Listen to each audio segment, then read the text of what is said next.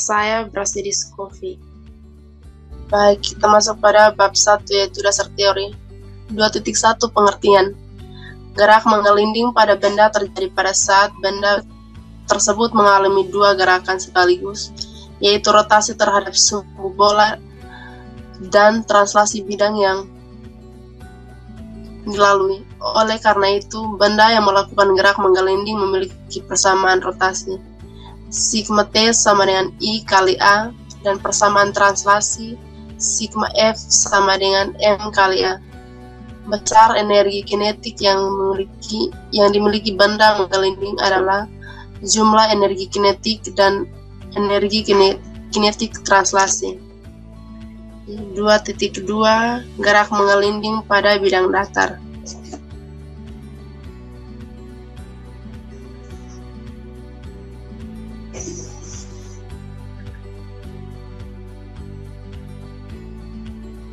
Gerak menggelinding pada bidang datar adalah sebuah silinder pejal bermassa M dan berjari-jari R yang menggelinding sepanjang bidang datar atau horizontal pada silinder berikut.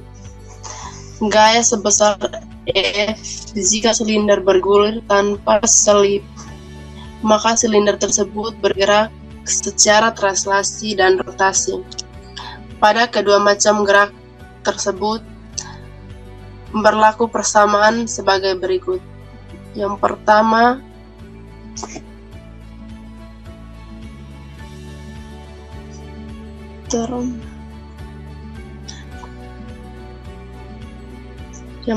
untuk gerak translasi berlaku persamaan F besar kurang F kecil sama dengan M kali A dan N kurang M kali G sama dengan 0.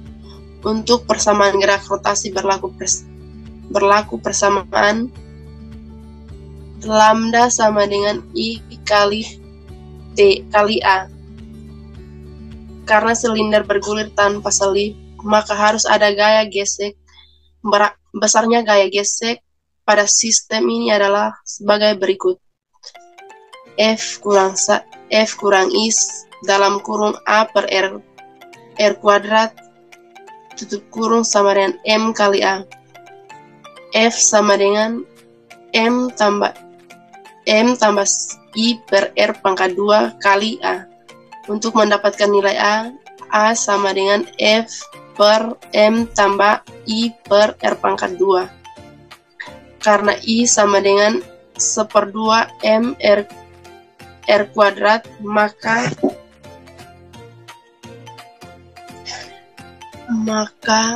A sama dengan M tambah 1/2 M kali R pangkat 2 per R pangkat 2 sama dengan F per M tambah 1/2 M sama dengan 2F per 3M. Pada 2.3 yaitu gerak menggelinding pada bidang miring.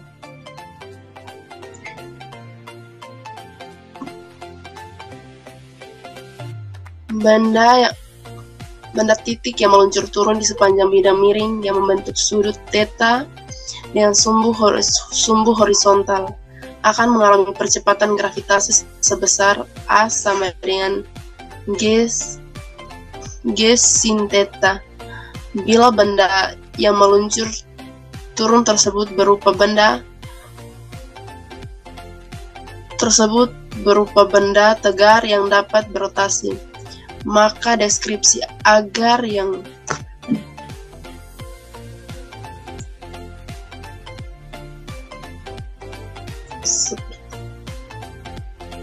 meluncur turun tersebut berupa benda tegar yang berotasi, maka deskripsi gerak menjadi tidak sederhana seperti dalam kasus pada benda. Gambar di bawah menunjukkan sebuah benda bermassa seragam dengan massa M dan berjari-jari R, menggelinding tanpa selip menuruni sebuah bidang miring dengan kemiringan theta sepanjang arah sumbu X.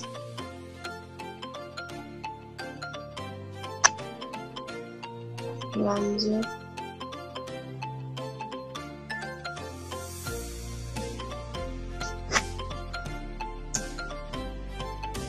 Masuk pada bab 2 yaitu studi kasus. Bola pejal berjari-jari R dan bermassa M mulai menggelinding tanpa slip di atas permukaan dalam sebuah silinder berlubang dengan jari-jari R dalam R besar dan diberi gaya untuk mendorong silinder. Maka kita lihat pada gambar untuk menguraikan komponen X dan Y.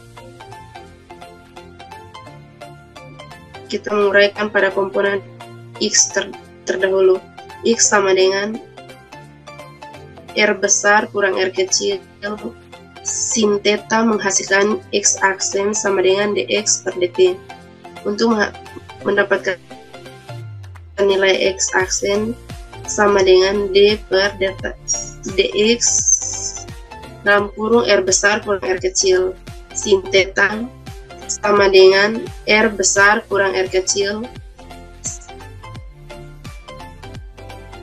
cos theta. X aksen pangkat 2 sama dengan R besar kurang R kecil pangkat 2 theta aksen pangkat 2 cos pangkat 2 theta. Untuk komponen komponen Y sama dengan R besar kurang R kecil cos theta menghasilkan Y aksen sama dengan Y per dt. Untuk Y aksen D per dt R besar kurang R kecil cos theta sama dengan R min R kurang R besar kurang R kecil theta aksen sin theta. Y aksen pangkat 2 sama dengan R besar kurang R kecil pangkat 2 theta aksen pangkat 2 sin pangkat 2 theta. Y untuk mendapatkan persamaannya sama dengan X aksen pangkat 2 tambah Y aksen pangkat 2 sama dengan R besar kurang R kecil pangkat 2 theta aksen pangkat 2 cos pangkat 2 theta tambah R besar kurang R kecil pangkat 2 sin theta pangkat 2 sin pangkat 2 theta sama dengan R besar kurang R kecil pangkat 2 per theta aksen pangkat 2. Untuk mendapatkan persamaan lainnya, maka perlu dicarikan energi kinetik dan energi potensial.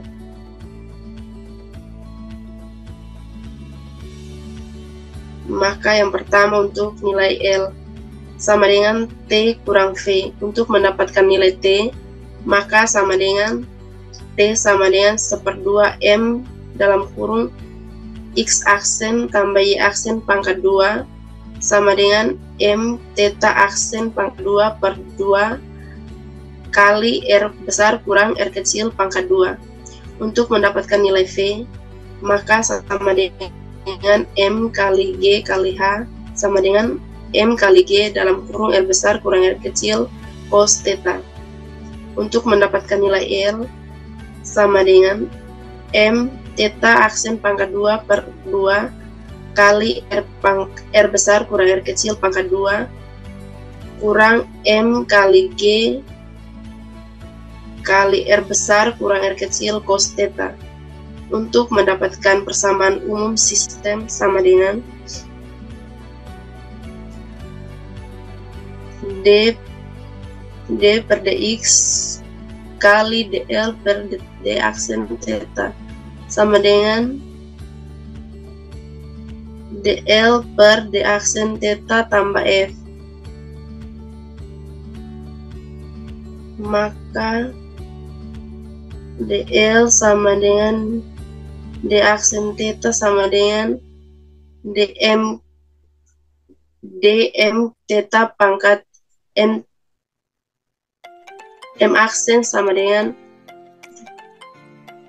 dm theta aksen pangkat 2 per 2 kali R besar kurang R kecil kurang M kali G per kali R besar kurang R kecil sin theta sama dengan 2M theta aksen per 2 kali R besar kurang R kecil sama dengan M theta aksen kurang R besar kurang R kecil. maka di bawahnya D per dt sama dengan M theta aksen kurang min R kecil sama dengan M Q aksen kurang R besar kali R besar kurang R kecil. Itu untuk persamaan 3. Di bawahnya dl per d aksen sama dengan mq aksen pangkat 2 per 2 kali R besar kurang R kecil pangkat 2 kurang M kali G kurang R besar kurang R kecil cos theta.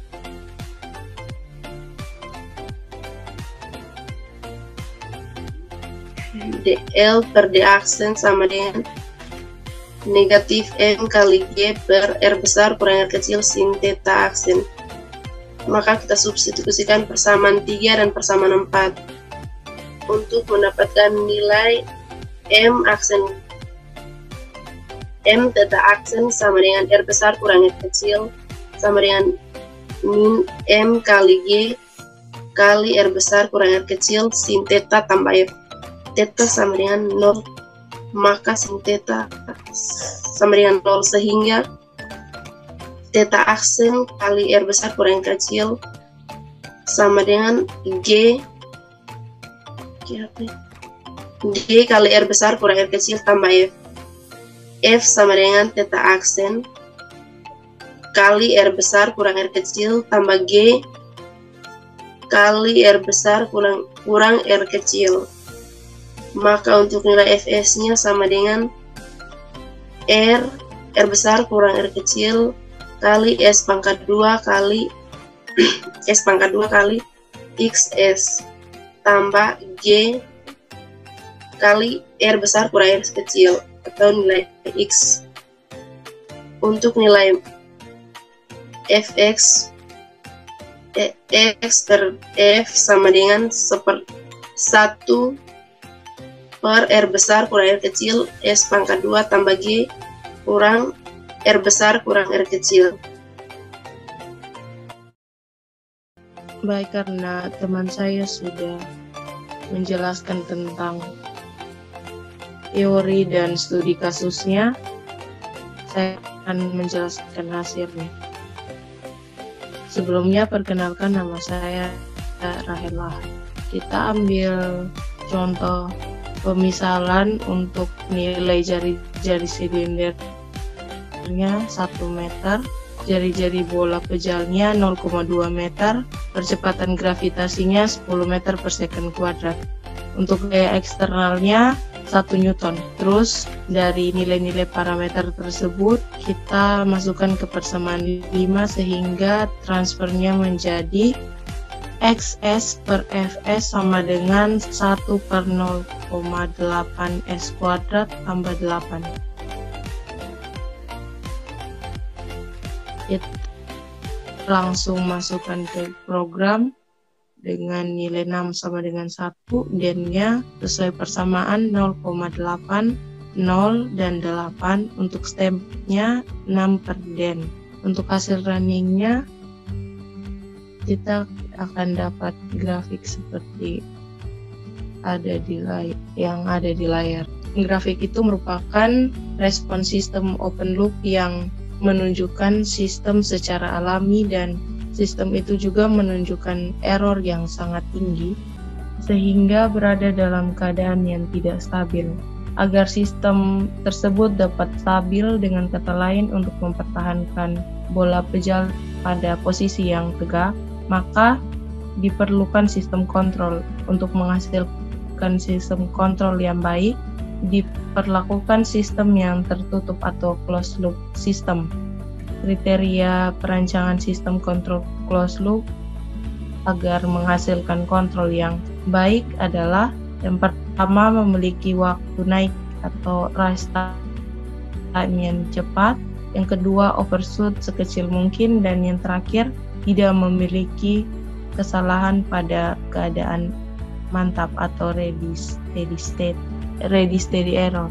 Untuk menstabilkan sistem pendul terbaik, dapat diberikan aksi kontrol pada sistem tersebut dengan menggunakan kontrol PID.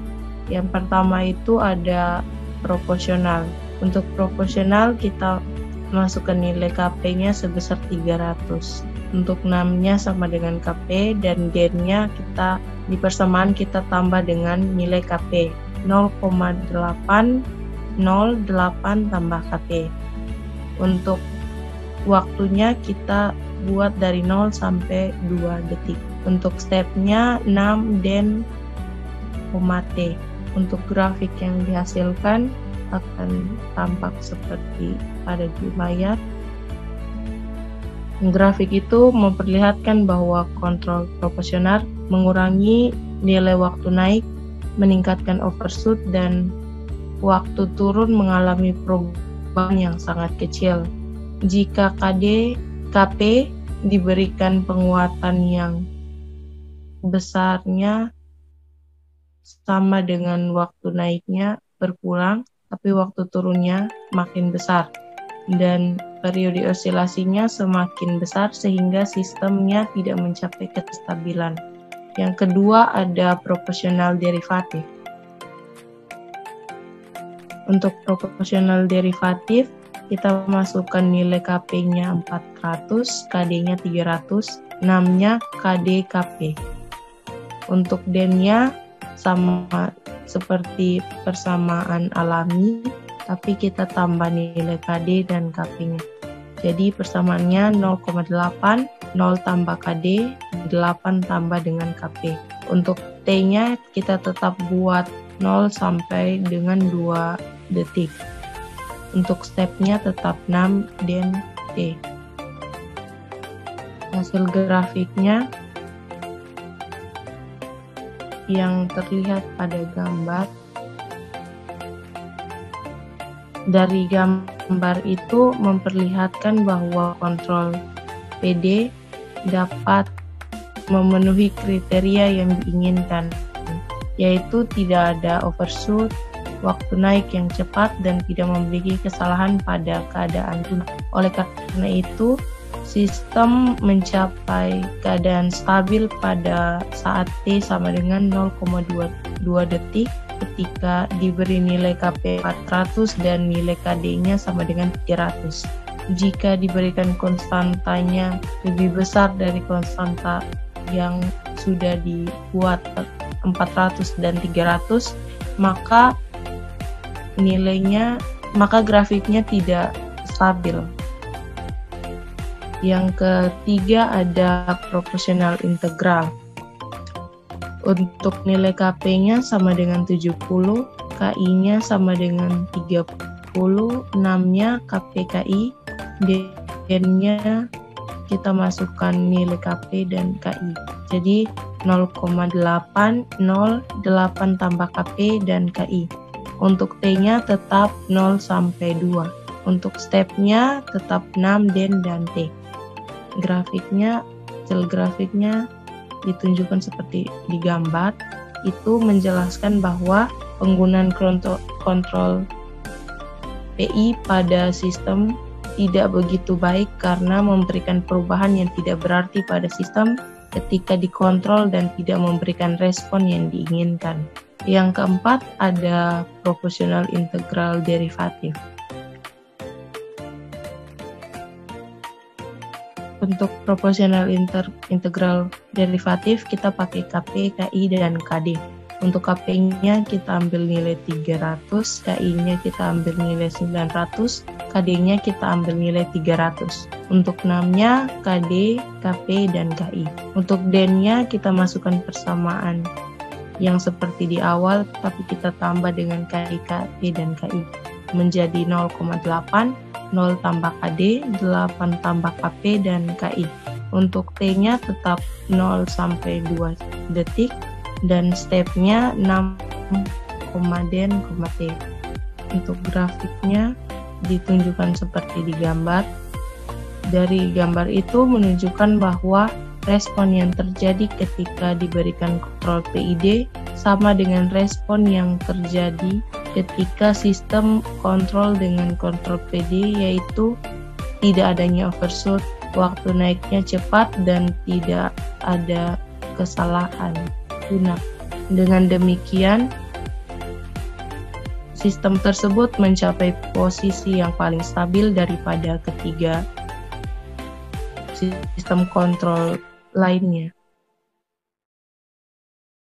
Untuk kesimpulannya, dari keempat program tersebut, kesimpulan yang dapat diambil yaitu untuk mencari nilai kestabilan sistem, kita menggunakan sistem tertutup dengan melihat waktu naik atau rise time yang cepat, overshoot sekecil mungkin, dan tidak memiliki kesalahan pada keadaan mantap atau steady state error. Dari keempat respon sistem closed loop, yang paling baik yaitu grafik pada proporsional integral derivatif. Oleh karena itu, jika suatu sistem sudah memberi respon yang cukup baik oleh salah satu kontrol seperti kontrol PD, maka tidak perlu lagi menerapkan kontrol integral pada sistem tersebut. Demikian penjelasan kami, sekian dan terima kasih.